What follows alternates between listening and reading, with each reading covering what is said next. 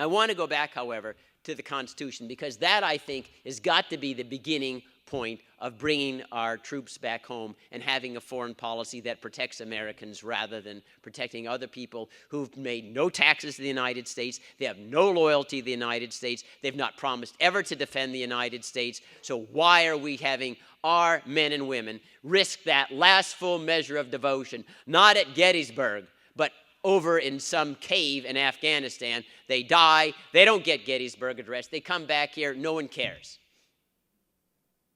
That is a crime in my judgment. That is a crime. We're fighting wars where when the President of the United States cannot define victory, he says, I know it when I'll see it. That is criminal. You're sending kids to die? You don't even know what the definition of victory is? This is, I say, a turning of the republic on its head. That's the definition of empire. You send your soldiers abroad to die for no reason. Go back to the Constitution. We have an obligation to defend Americans, period. Nobody else.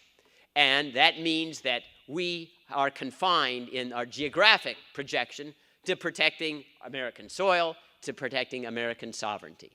What the Founding Fathers would have done, if you take George Washington's farewell address, with the American military at present, every one of the 135 foreign bases need to be abandoned immediately. There's no reason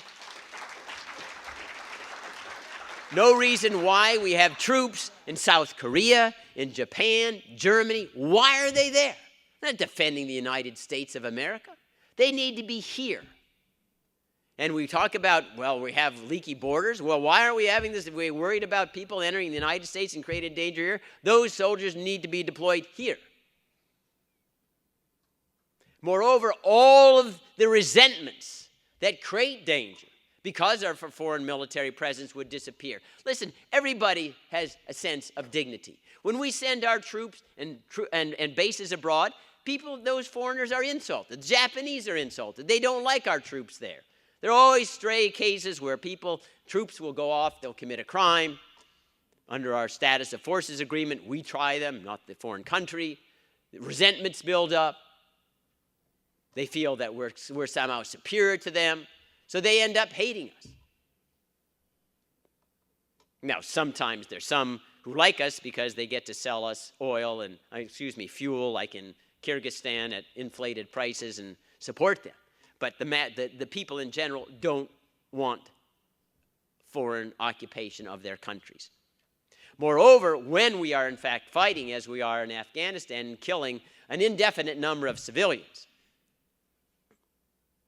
obviously, we are creating new enemies because no one appreciates being killed when they have no involvement in hostilities against the United States of America. And it's really a tragedy. We don't even know the number of civilians that are being killed by the Predator drones. And who really cares? We read it in the newspaper, say, 12 militants, 8 civilians. And we just accept that. We just shrug our shoulders. But I go back, we have become so much of an empire devoted to secrecy that we sit here with acquiescence, and Congress does, and we have not a ghost of an idea. How does our administration get the information that targets that person and says, we know they're Al-Qaeda? How do they know that? Let's take a derivative. Guantanamo Bay detainees. Remember, Donald Rumsfeld said, these are the worst of the worst that are at Guantanamo Bay. After the United States Supreme Court, 8 years, said you've got to give them hearings to decide whether they in fact are enemy combatants, the win rate of the administration, Bush, Obama combined, is about 12%. That is, virtually everyone who has challenged their identity as an enemy combatant has succeeded, even when the government can rely on secret classified evidence. So where's the test? Where's the vetting? We are indifferent to the killing of civilians. Collateral damage, that's too bad. And that's what happens when they say your empire is just to go abroad and flex your muscles and claim that you're bringing democracy and goodwill everywhere. In my book, I describe the difference between our soldiers that fought at Lexington and Concord. Because I grew up in that area. I was born in Arlington, Massachusetts. The first poem I learned was Concord Hymn.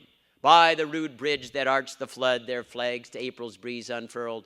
Here once the embattled farmer stood and fired the shot heard round the world. And those who died at Lexington, you can find in Lexington Green, they're big statues and they're celebrated. It's a tourist attraction. People are proud. They fought for freedom. They were throwing off the yoke of tyranny. They didn't want secrecy. They didn't want tyranny. They didn't want unlimited government power. Now, what happens with those who are fighting at Korengal Valley in Afghanistan, which, by the way, we abandoned about 4 weeks ago because it was hopeless. But in Korengal Valley, one soldier was going to meet the elders to try to ascertain what we could do as a country to win their loyalty, and he was blown up in the process. His name was Private DeWater. He came back unheralded. It was about the time that Michael Jackson died, so Michael Jackson commanded all of the airwaves. And one of his relatives wrote in outrage, how come my nephew was ignored? He gave his life, and Michael Jackson, who gave us debauchery, and I won't even use words, they would be unprintable in terms of contributing to the culture, all of the success and the money. We don't have any celebrations like those statues in Lexington Green for those at Korengal Valley. And we gave up. And what the post-mortem on Korengal Valley is, you know, the Afghans, they really didn't want the roads. They didn't want us telling them what to do. They said, you really should leave here. We aren't Taliban or Al-Qaeda, but we don't want you here occupying our country. That's a strong message that we don't belong there. But moreover, we need our self-restraint. Not only do we not belong there, we don't have any constitutional authority to be there.